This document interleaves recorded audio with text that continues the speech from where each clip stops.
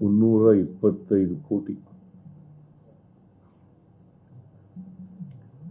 ಅದಕ್ಕೆ ಈಗ ನಾವು ತಾತ್ಕಾಲಿಕವಾಗಿ 348 ಅಲ್ಲ 420 ಕೋಟಿ ನಾವು ಸಾಲದೇ ಇದ್ರೆ ಮತ್ತೆ ಕೊಡ್ತೀವಿ.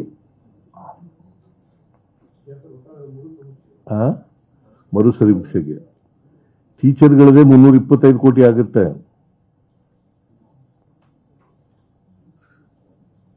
ನಾವು ಇದರಲ್ಲಿ ಹಿಂದೆ ಕಾಂತರಾಜ್ ವರದಿ ತಯಾರು ಮಾಡಿದಾಗ 165 ಕೋಟಿ ಆಗಿತ್ತು. ನಿರ್ಭೀತ, ನಿಷ್ಪಕ್ಷಪಾತ, ವಿಶ್ವಾಸಾರ್ಹ ಸುದ್ದಿಗಳಿಗೆ ಮತ್ತೊಂದು ಹೆಸರಾಗಿರುವಂತ ನ್ಯೂಸ್ 18 ಕನ್ನಡ ಈಗ ಆಪ್ನಲ್ಲೂ ಲಭ್ಯವಿದೆ. ದಯವಿಟ್ಟು ಇಲ್ಲಿರುವಂತ QR ಕೋಡ್ ಸ್ಕ್ಯಾನ್ ಮಾಡಿಕೊಂಡು ಆಪ್ ಡೌನ್ಲೋಡ್ ಮಾಡೋದಕ್ಕೆ ಮರಿಬೇಡಿ. ನಿಮ್ಮ ಬೆಂಬಲ ಹೀಗೆ ಸದಾ ನಮ್ಮೊಂದಿಗಿರಲಿ. ಧನ್ಯವಾದ.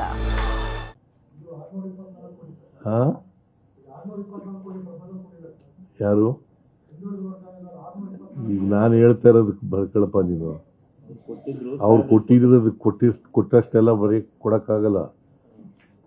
ಈಗ 400 ಚಿಲ್ಲರೆ ಕೊಟ್ಟಿದ್ದೀವಿ, ಇನ್ನು ಉಳಿದ್ರೆ ಇನ್ನು ಬೇಕಾದ್ರೆ ಕೊಡ್ತೀವಿ.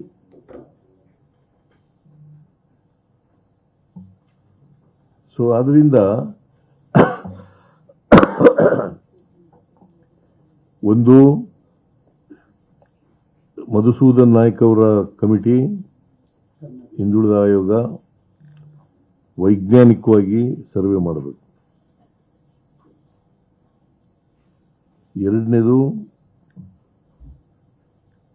ಸೆಪ್ಟೆಂಬರ್ 22ರಿಂದ ಸರ್ವೆ ಪ್ರಾರಂಭ ಆಗುತ್ತೆ, ಸಮೀಕ್ಷೆ. ಮತ್ತೆ 7ನೇ ತಾರೀಕಿನವರೆಗೆ ನಡೀತದೆ. ವರದಿಯನ್ನ ಡಿಸೆಂಬರ್ ಒಳಗಡೆ ಕೊಡಬೇಕು. ಆಮೇಲೆ ಈ ಸಾರಿ ಒಂದು ವಿನೂತನವಾದಂಥ ಪದ್ಧತಿಯನ್ನ ನಾಗಮೋಹನ್ ದಾಸ್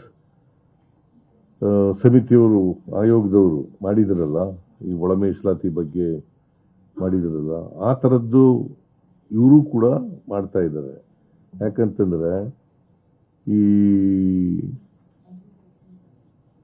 ಮನೆ ಮನೆಗೂ ನಾವು ಕರೆಂಟ್ ಕೊಟ್ಟಿದ್ದೀವಿ.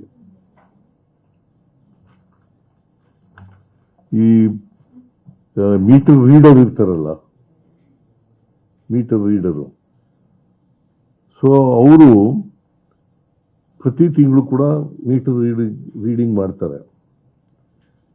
ನಾವು ಮನೆ ಕನೆಕ್ಷನ್ ಕೊಡುವಾಗ 6 ನಂಬರ್ ಕೊಟ್ಟಿರ್ತೀವಿ.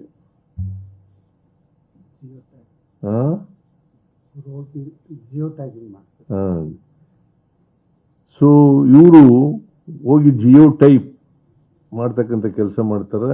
ಮತ್ತೆ ಅವ್ರ ಮನೆಯಲ್ಲಿ ಎಷ್ಟು ಮನೆಗಳಿದ್ದಾವೆ ಆ ಮನೆಗಳನ್ನೆಲ್ಲ ಐಡೆಂಟಿಫೈ ಮಾಡಿ ಆ ಮನೆಗಳಿಗೆ ಒಂದು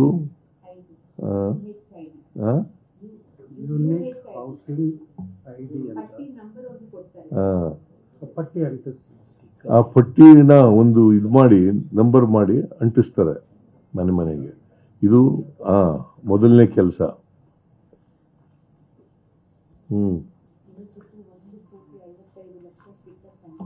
UHID ಅಂತ ಹೇಳ್ತಾರೆ ಅದಕ್ಕೆ, ಯುನಿಕ್ ಹೌಸ್ ಹೋಲ್ಡ್ ಐಡೆಂಟಿಟಿ.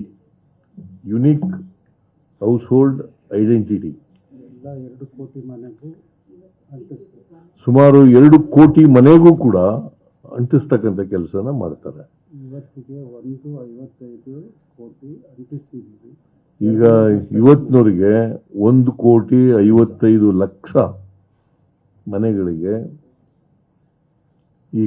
ಈ ಪಟ್ಟಿಯನ್ನ ಅಂಟಿಸ್ತಕ್ಕಂಥ ಕೆಲಸ, ಈ ಸ್ಲಿಪ್ ಅಂತ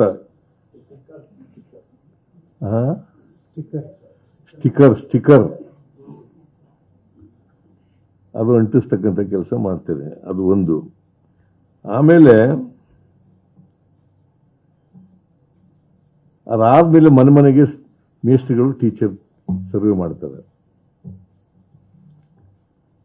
ಪ್ರತಿ ಮನೆಗೂ ಕೂಡ ಅಲ್ಲಿ ಈ ಆಧಾರ್ ಕಾರ್ಡ್ ಇದೆಯಲ್ಲ, ಪಡಿತರ ಚೀಟಿ ಮತ್ತು ಆಧಾರ್ ಕಾರ್ಡ್. ಅದನ್ನ ಅವರು ಮೊಬೈಲ್ ಇದ್ರೆ ಮೊಬೈಲ್ಗೆ ಲಿಂಕ್ ಮಾಡ್ತಾರೆ.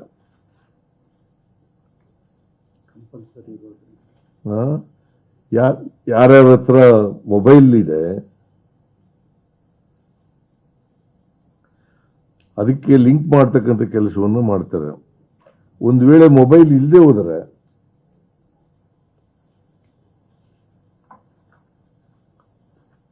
ಆ ಮನೆಗಳನ್ನು ಕೂಡ ಸರ್ವೆ ಮಾಡ್ತಕ್ಕಂಥ ಕೆಲಸವನ್ನು ಮಾಡ್ತಾರೆ. ಆ ವ್ಯಕ್ತಿಗಳದು ಮನೆಗಳದು ಸರ್ವೆ ಮಾಡ್ತಕ್ಕಂಥ ಕೆಲಸ ಮಾಡ್ತಾರೆ. ಒಟ್ಟಾರೆಯಾಗಿ ಸೈಂಟಿಫಿಕ್ ಆಗಿ ಆಗಬೇಕು, ಯಾರು ಕೂಡ ತಪ್ಪಿಸ್ಕೋಬಾರದು.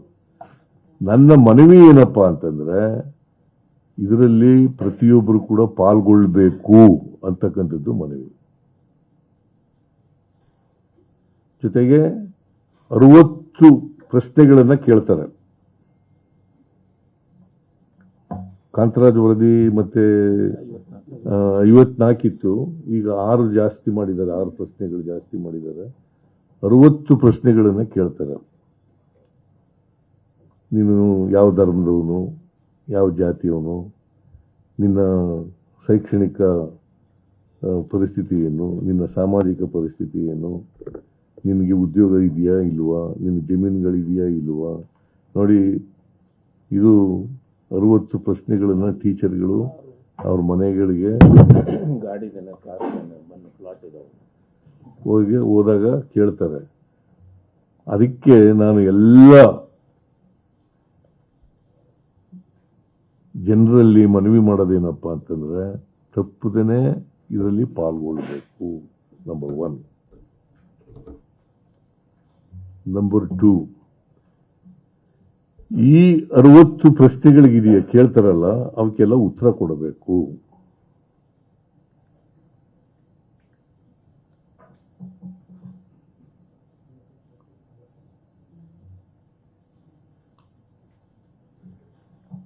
ಮತ್ತೆ ಯಾರು ಕೂಡ ಇದರಲ್ಲಿ ತಪ್ಪಿಸ್ಕೋಬಾರದು.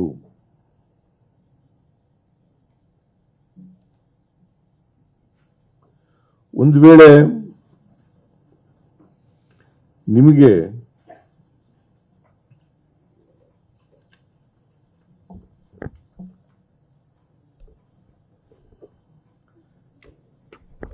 ಮನೇಲಿ ಇರಕ್ಕಾಗ್ಲಿಲ್ಲ ಅಂತಂದ್ರೆ ಒಂದು ಸಹಾಯವಾಣಿ ಇದೆ ಆಯೋಗದ್ದು.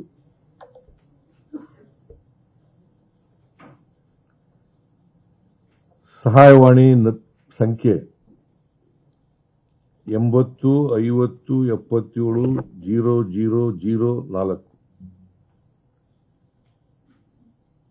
80 50 77 304.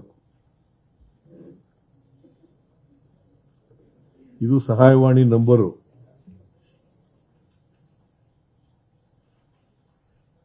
ಅದಕ್ಕೆ ಕರೆ ಮಾಡಬಹುದು.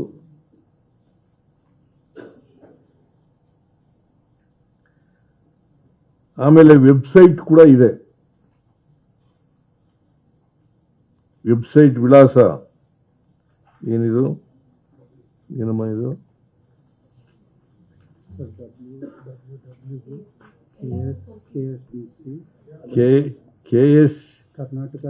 KSCBC ಕರ್ನಾಟಕ ಗೌರ್ಮೆಂಟ್ ಇನ್ ಕೊಟ್ಟಿದ್ದೀರಾ? ನಿರ್ಭೀತ, ನಿಷ್ಪಕ್ಷಪಾತ, ವಿಶ್ವಾಸಾರ್ಹ ಸುದ್ದಿಗಳಿಗೆ ಮತ್ತೊಂದು ಹೆಸರಾಗಿರುವಂತ ನ್ಯೂಸ್ 18 ಕನ್ನಡ ಈಗ ಆಪ್ನಲ್ಲೂ ಲಭ್ಯವಿದೆ. ದಯವಿಟ್ಟು ಇಲ್ಲಿರುವ QR ಕೋಡ್ ಅನ್ನ ಸ್ಕ್ಯಾನ್ ಮಾಡಿಕೊಂಡು ಆಪ್ ಅನ್ನ ಡೌನ್ಲೋಡ್ ಮಾಡೋದಕ್ಕೆ ಮರಿಬೇಡಿ. ನಿಮ್ಮ ಬೆಂಬಲ ಹೀಗೆ ಸದಾ ನಮ್ಮೊಂದಿಗಿರಲಿ. ಧನ್ಯವಾದ.